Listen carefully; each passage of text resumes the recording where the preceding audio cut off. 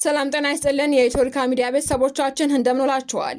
ለዕለተ ሐሙስ ግንቦት 6 ቀን 2018 ዓመተ ምህረት አመሻሽ ከሀገር ውስጥና ከባህር ማዶ የመራረጥናቸውን ወሳኝ መረጃዎችና ተጨማሪ ጉዳዮች ይዘን ቀርበናል። አበይቶቹን እናስቀድማለን። ከመሬት መንቀጥቀጥ ስጋት ያልተላቀቀችው ኢትዮጵያ ዛሬም በደቡብ ኢትዮጵያ ክልል 4.7 ማግኒቲዩድ የተለካ የመሬት መንቀጥቀጥ ተከስቷል።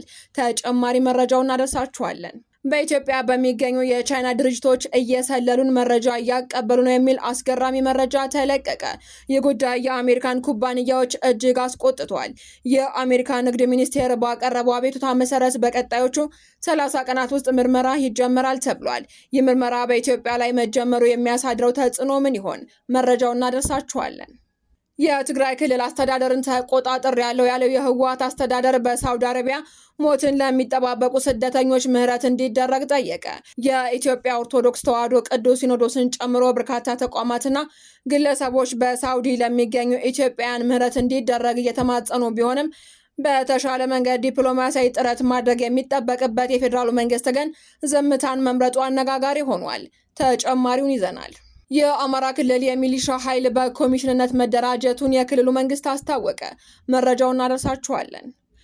ከውጭ በተሰማ ሰበር መረጃ በህንድ በደረሰ ከባድ አውሎ ንፋስ ወደ 90 የሚጠጉ ሰዎች ህይወት ማለፉ ተሰማ። የአደጋው መጠንና የሟቾች ቁጥርም ከዚህ ሊያሻቅብ እንደሚችል ተዘግቧል። በሌላ በኩል አሜሪካና ቻይና በኢራን የኒውክሌር ጉዳይ ከስምምነት ላይ መድረሳቸውን አስታወቁ። ተጨማሪውን ይዘናል። ውድ የቻናላችን ቤተሰቦች ዝርዝር መረጃዎችን ከመመልከታችሁ በፊት ቪዲዮን ላይክ በማድረግ ማድመጥ እንድትጀምሩ የጋበዝን። በቀጥታ ወደ መረጃዎቹ ተሸጋገርን።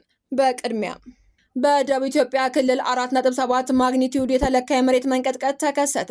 ዛሬ ሐሙስ ግንቦት 6 ቀን 2018 ዓ.ም ከሌሊቱ 9 ሰዓት ከ14 ላይ በደቡብ ኢትዮጵያ ክልል የመሬት መንቀጥቀጥ መከሰቱ ተሰምቷል። የርዕደ መሬቱ የኃይል መጠንም 4.7 ማግኒቲዩድ መሆኑን የዩኤስጂኤስ መረጃ ያሳያል።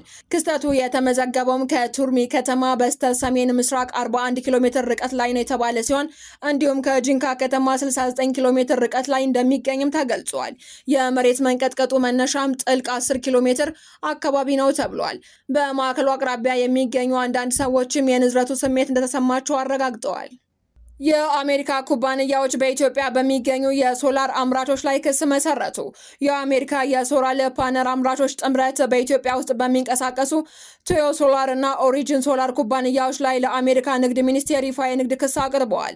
እንደ አውሮፓውያን አቆጣጠር ግንቦት 13 ቀን 2026 የወጣው ይህ አቤቱታ ኩባንያዎቹ የቻይና ምርት የሆኑ ግብዓቶችን በኢትዮጵያ በማቀነባበር በአሜሪካ የጣለባቸውን ከፍተኛ የቀረጥ ታሪፍ ለማምለጥ ሞክረዋል የሚል ክስ ሰንዝረዋል።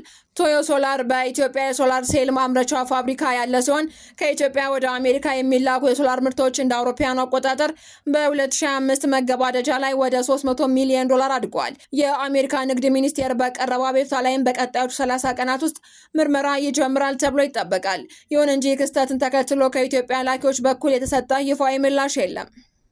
የህወሓት አስተዳደር በሳውዲ አረቢያ ሞት ለሚጠባበቁ ስደተኞች ምህረት እንዲደረግ ጠየቀ። ህወሓት የሚመራውና የትግራይ ክልላዊ መንግስት ፕሬዝዳንትነት ተረክቤያለሁ ያለው ኃይል በጽህፈት ቤቱ በኩል ለሳውዲ አረቢያ የውጭ ጉዳይ ሚኒስትር ልዑል ፋይሰል ቢን ፈርሃን አል ሳዑዲ በላኩት ደብዳቤ በሞት አደጋ ላይ ለሚገኙ በመቶዎች የሚቆጠሩ የትግራይ ተወላጅ ስደተኞች አስቸኳይ የሰብአዊ ምህረት ጥያቄ አቅርቧል።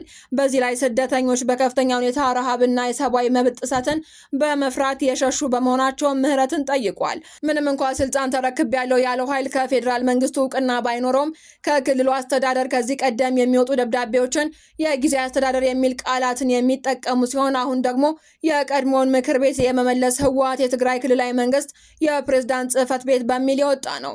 በፕሬዝዳንት ደብረጽዮን ገብረ ሚካኤል ተፈርሞ በወጣው በዚህ ደብዳቤ ላይ እንደተመለከትነው ስደተኞቹ በወንጀል ሳይሆን በጦርነትና በሰው ሰራሽ ረሃብ ምክንያት ለህልውናቸው ሲሉ የተሰደዱ ንጹሃን ናቸው። የምህረት ጥያቄ ያቀረቡት ደብረጽዮን በሞት አደጋ ላይ የሚገኙ ስደተኞች ላይ ሊወሰድ የታሰበው ማንኛውም የቅጣት እርምጃ እንዲቆምና ምህረት እንዲደረግላቸውም ጥሪ አቅርበዋል።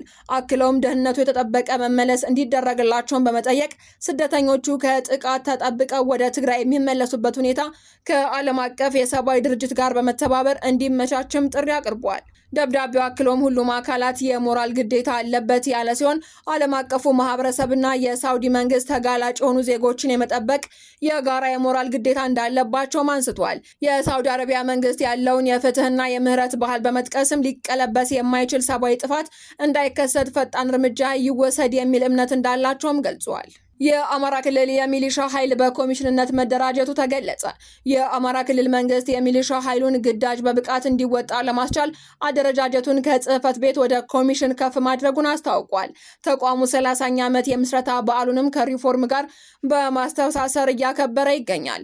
የክልሉ ሚሊሻ ኮሚሽነር አስቻለው አላምሬ እንደገለጹት አዲሱ መዋቅር ተቋሙ ራሱን ችሎ ጠንካራ የሰው ኃይልና ግብዓት እንዲገነባ ያስችለዋል ብለዋል። ሪፎርሙ ለሚሊሻው ተገቢውን ክብር በመስጠት ለላቀ ግዳጅ እንደሚያነሳሳውም ጠቁመዋል። በአሁኑ ወቅት የሚሊሻ ኃይሉ ከሌሎች የጸጥታ አካላት ጋር በመሆን በክልሉ የህግ ማስከበር ተግባራትን እያከናወነ ሲሆን አዲሱ የኮሚሽን አደረጃጀት የክልሉን ሰላም በአስተማማኝ ሁኔታ በራስ አቅም ለመጠበቅ ወሳኝ መሆኑም ተገልጿል። የወንጀል ነጻ ሰርቲፊኬት አሰጣጥ ላይ አዲስ መመሪያ ወጣ።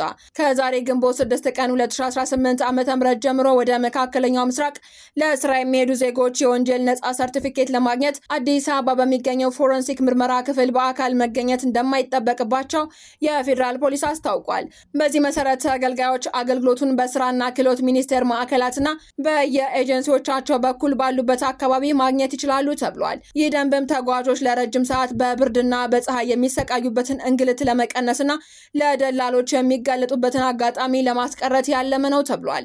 እንዲሁም ህጋዊ መንገድን በመከተል ከዘራፊዎችና ለከፍተኛ ወጪ ከሚዳርጉ ህገወጥ ደላሎች ራስን መጠበቅ እንደሚገባ ማሳሰቢያ ተሰጥቷል።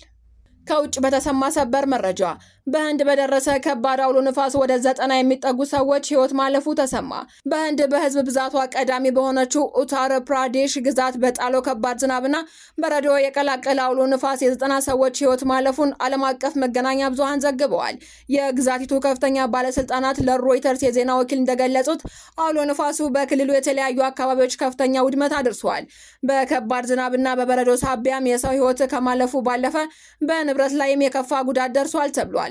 የነፍስ አድን ስራዎችም እየተከናወኑ ሲሆን የተጎጂዎች ቁጥር ከዚህ በላይ ሊጨምር እንደሚችልም ተሰግቷል። በመጨረሻም አሜሪካና ቻይና በኢራን የኒውክሌር ጉዳይ ከስምምነት ላይ መድረሳቸውን አስታወቁ። ዋሽንግተንና ቤጂንግ ኢራን የኒውክሌር ጦር መሳሪያ ባለቤት መሆን የለባትም በሚለው ነጥብ ላይ ያልተጠበቀ የጋራ ስምምነት ላይ መድረሳቸውን ዋይት ሀውስ አስታውቋል። ሁለቱ ልዕለ ሀያላን ሀገራት በንግድና በጂኦፖለቲካ ቢቃረኑም የኢራን የኒውክሌር መርሃ ግብር ለዓለም ሰላም ስጋት መሆኑን በጋራ አምነውበታል። ቻይና ከቴህራን ጋር ያላትን የጠበቀ ግንኙነት ተጠቅማ ኢራን የጦር መሳሪያ ከመታጠቅ እንድትቆጠብም ጫና እንደምታደርግ ይጠበቃል። ይህ ስምምነት በመካከለኛው ምስራቅ ያለውን የኃይል ሚዛን የሚቀይርና ለአሜሪካ ትልቅ ዲፕሎማሲያዊ ድል ተደርጎ ተወስዷል። ከዚህ የሁለቱ ሀያላን ውይይት በኋላም የቻይናው ፕሬዝዳንት ዢ ባወጡት መግለጫ የቻይናና የአሜሪካ ግንኙነት በዓለም ላይ እጅግ አስፈላጊ ነው ሲሉ አወድሰውታል። የቻይናና የአሜሪካ ግንኙነት በዓለም ላይ እጅግ አስፈላጊውን የሁለትዮሽ ግንኙነት መሆኑንም ፕሬዝዳንት ዢ አጽንኦት ሰጥተዋል።